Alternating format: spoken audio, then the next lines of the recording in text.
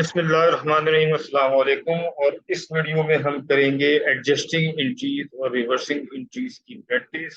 आइए स्टार्ट करते हैं।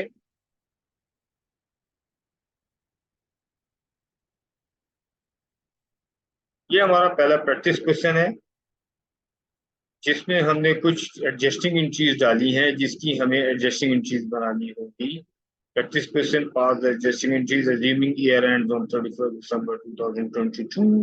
और मैं थोड़ा सा इसको डिस्कस कर लेते हैं कि closing inventory 10,000, prepaid unexpired insurance 1,500, outstanding और due but not paid salary. ये सारी हमने लास्ट वीडियो में डिस्कस किया था कि एक्रूड सैलरी की क्या एंट्री बनेगी। Depreciation, interest accrued, commission received in advance, forward duty from the last to irrevocable owing to bankruptcy, allowance for bad debts, insurance premium has included to March, interest on investment under 10% because of 6 months, good value 5,000 were destroyed by fire, good value 10,000 were destroyed by fire, 50% of the value received। तो ये देख रहे हैं आपकी adjusting entries किस तरह की होती है, जो ईयर एंड पे ही आती हैं और आपको ईयर एंड पे ये पास ऑन करके एडजस्टेड ट्रायल बैलेंस बना के फिर आपको बैलेंस शीट और इनकम स्टेटमेंट बनानी पड़ती है। तो आइए स्टार्ट करते हैं अपनी एडजस्टिंग एंट्रीज से। तो पहली एंट्री जो है जनाब आपकी क्लोजिंग एंट्री 10,000। क्लोजिंग एंट्री की मैंने आपको बताया था कि closing entry debit P and L account credit 10,000, तो हम ये सिंपल एक एडजस्टिंग एंट्री हम बना देते हैं। प्रीपेड अनएक्सपायर्ड इंश्योरेंस 1,500 का मतलब ये है कि आपके पास जितना भी इंश्योरेंस एक्सपेंस आपने पे किया था उसमें से अभी भी 1,500 रुपये प्रीपेड है। तो प्रीपेड इंश्योरेंस को आप डेबिट कर देंगे, इंश्योरेंस एक्सपेंस को आप क्रेडिट कर देंगे 1,500 रुपये से। आउटस्टैंडिंग सैलरी यानी accrued salary but due but not paid यानी कि एक्सपेंस हो गया, आपने पे नहीं किया, सैलरी एक्सपेंस डेबिट, आउटस्टैंडिंग और salary payable credit 4,000 rupees. This is 4,000 not, this is 3,000 as per question. अच्छा, फिर आगे चलते हैं। Fourth entry depreciation. डेप्रिसिएशन की एक स्टैंडर्ड एंट्री होती है, depreciation expense debit, allowance for depreciation credit 1,000। Simple adjusting entry है, इसमें कोई कंफ्यूजन नहीं है। हाँ, इंटरेस्ट एक्रूड ऑन इन्वेस्टमेंट 500। अब इंटरेस्ट एक्रूड यानी इंटरेस्ट रिसीवेबल हो गया है, आपको मिला नहीं है लेकिन अर्न हो गया है, आपके लिए ड्यू हो गया है, तो आप इंटरेस्ट रिसीवेबल को डेबिट कर देंगे, इंटरेस्ट इनकम क्रेडिट कर देंगे 500 रुपीज। फिर आपके पास एडजस्टिंग एंट्री आ रही, कमीशन रिसीव इन एडवांस 1,000, यानी आपने एडवांस में दिया, इनकम आपकी हुई थी तो अर्न अर्न कमीशन इनकम को आपको लायबिलिटी को बुक करना पड़ेगा और कमीशन इनकम को डेबिट करना पड़ेगा 1,000 रुपीज। उसके बाद जनाब 500 rupees due from Mister Nawaz customer recoverable owing to bank corruption. 500 रुपये Mister Nawaz customer bank corrupt हो गया, अब नहीं मिलने, तो आपका जो अकाउंट से उसको खत्म करके बैड डेट्स एक्सपेंस बुक करना पड़ेगा, तो बैड डेट्स एक्सपेंस कर देंगे और 500 रुपीज अकाउंट से नवाज को क्रेडिट कर देंगे। फिर आपका है जनाब अलाउंस और बैड डेट्स 10% ऑन अकाउंट से 20,000, यानी कि आपके 20,000 का जो अकाउंट से बैलेंस है उसमें 10% आपका चांस है कि आपकी रिकवरी नहीं होगी, तो आप allowance for bad debt book कर लेंगे, बैड डेट्स एक्सपेंस डेबिट कर देंगे, allowance for bad debts credit कर देंगे 10% of your 20,000 account balance, like this.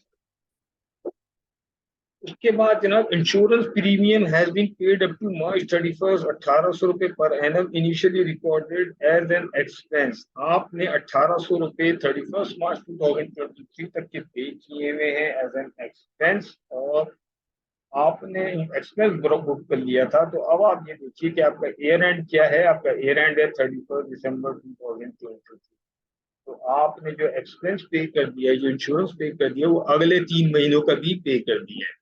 तो अगले 3 महीनों का एक्सपेंस जो है वो आपका बेसिकली प्रीपेड है, तो आपको उसको प्रीपेड रिकॉर्ड करना पड़ेगा, यानी प्रीपेड इंश्योरेंस को डेबिट करना पड़ेगा और इंश्योरेंस एक्सपेंस को क्रेडिट करना पड़ेगा। 1,800 रुपये आपने 12 महीने के दिए थे डिवाइडेड बाई 12, और 3 महीने का जो है वो अभी तक आपका प्रीपेड है, क्योंकि ईयर एंड हो रहा है दिसंबर, पॉलिसी है मार्च 31। इट मीन्स कि आपने ये पेमेंट अप्रैल में की होगी, तो अप्रैल से लेकर दिसंबर तक 9 महीने का आपका एक्सपेंस हो गया और 3 महीने का आपका प्रीपेड हो गया। उसके बाद आपके पास क्वेश्चन है कि interest on investment at 10% become due for 6 months, face value 20,000, यानी 20,000 की इन्वेस्टमेंट पे 10% इंटरेस्ट आपका ड्यू हो गया फॉर 6 मंथ ईयर एंड पे। तो ईयर एंड पे का मतलब ये है कि आपके पास 20,000 पे 10% जो बनता है साल का, वो बनता है 2,000 रुपये, लेकिन आपके लिए जो इंटरेस्ट ड्यू हुआ वो 6 महीने का हुआ है, तो आप 1,000 रुपीज अपनी इंटरेस्ट इनकम बुक कर लेंगे और एक्टिव इंटरेस्ट डेबिट कर लेंगे या इंटरेस्ट रिसीविंग को डेबिट कर लेंगे।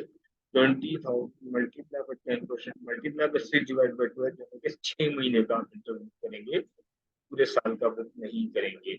फिर आप बोलते हैं good value 5,000 divide by 5 not covered by insurance, तो आपका स्टॉक में से 5,000 रुपये का माल जल गया तो स्टॉक को आपको कम करना पड़ेगा और आपको एक्सपेंस बुक करना पड़ेगा, लॉस ऑन फायर या P&L अकाउंट को आप डेबिट कर देंगे 5,000 रुपये से।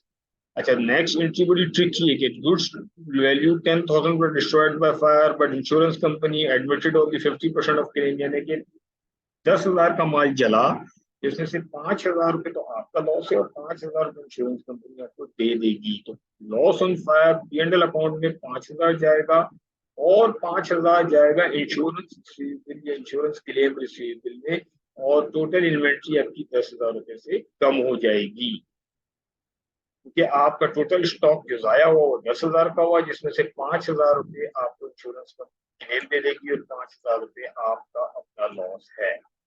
50% of the goodwill is to be written off. Your value of goodwill was 10,000, आपकी जो goodwill आपकी जो मार्केट वैल्यू थी वो 10,000 की थी, उसमें से 50% आपके समझते हैं कि आपकी goodwill कम हो गई है, whether any reason like bad impression in the market or bad sale, तो वो हमें एंट्री बनानी होगी। गुडविल आपका एसेट है, एसेट को आप कम कर देंगे और एक्सपेंस को आप डेबिट कर देंगे, P&L अकाउंट डेबिट कर देंगे, गुडविल आप क्रेडिट कर देंगे 5,000 रुपीज। ये basic issue in adjusting entries थी। एक और प्रैक्टिस क्वेश्चन सॉल्व करते हैं जनाब।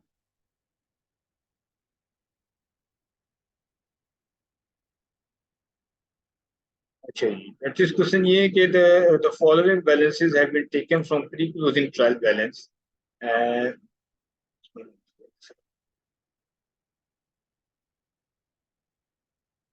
बड़ा कर लेते हैं ताकि क्लियर नजर आ जाए। The following balances taken from the pre-closing trial balances, cash में 40, अच्छा ये ट्रायल बैलेंस आपको दिया हुआ है, ट्रायल बैलेंस आपको दिया हुआ है कि डेबिट साइड पे कैश में 43,000, अकाउंट सिविल में 145,000, मर्चेंडाइज इन्वेंट्री में आपके पास ओपनिंग स्टॉक है 50,000, ऑफिस सप्लाईज हैं 6,000, furniture 30,000, drawing 17,800, purchases 121,000, salary expense 36,000, insurance expense 21,000, total rupees 469,800।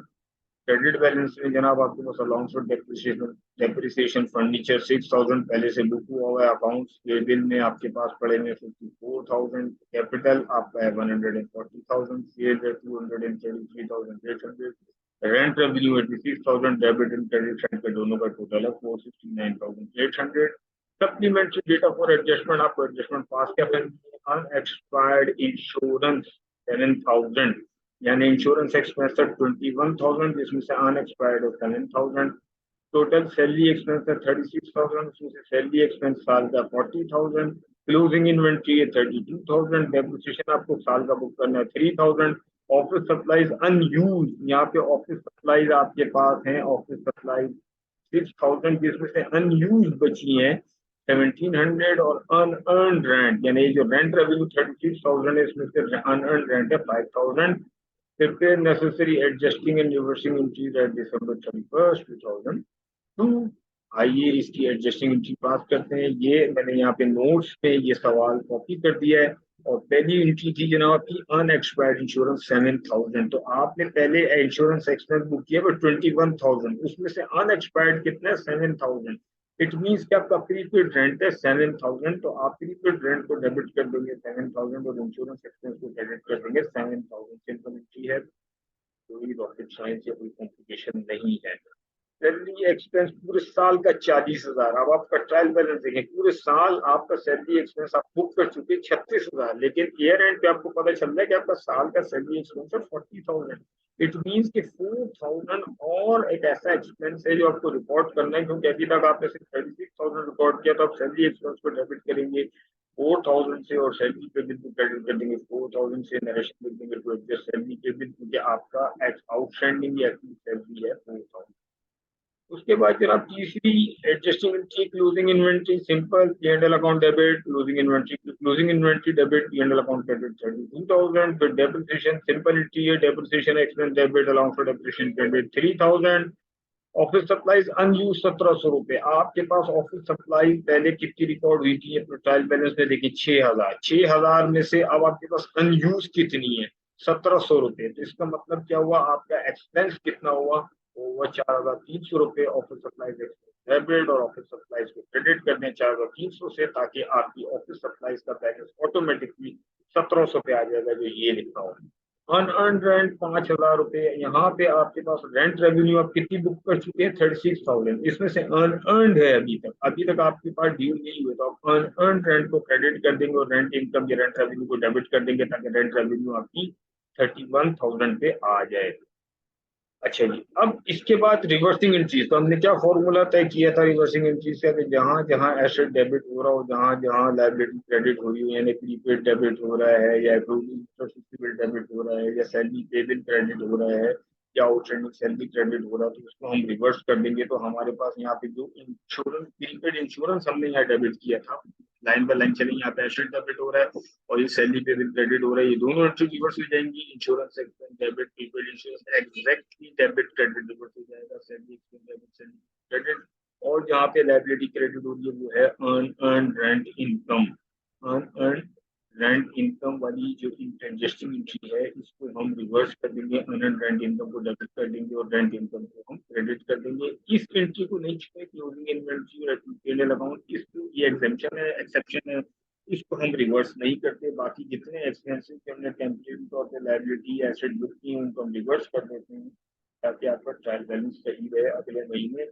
ये था हमारा प्रैक्टिस। तो फिर जब हम एडजस्ट फाइनेंशियल स्टेटमेंट बनाएंगे, तो हम सिर्फ एडजस्टिंग एंट्रीज पास करेंगे, एडजस्ट ट्रायल बैलेंस बनाएंगे और उसकी मदद से हम फाइनेंशियल स्टेटमेंट बनाएंगे। लेकिन एडजस्टिंग एंट्रीज का कॉन्सेप्ट और पीरियोडिक एडजस्टमेंट का कॉन्सेप्ट आपका बहुत स्ट्रॉन्ग होना चाहिए। होपफुली आपको समझ में आई होगी बात। नेक्स्ट तो इंशाल्लाह जब हम प्रैक्टिस क्वेश्चन सॉल्व करेंगे, तो दोबारा इसमें अपना कॉन्सेप्ट क्लियर कर लेंगे। ये मेरा यूट्यूब चैनल है DMSF फाइनेंस हब, इसको लाइक करें, सब्सक्राइब करें। जज़ाकल्लाह, थैंक यू, अस्सलाम वालेकुम।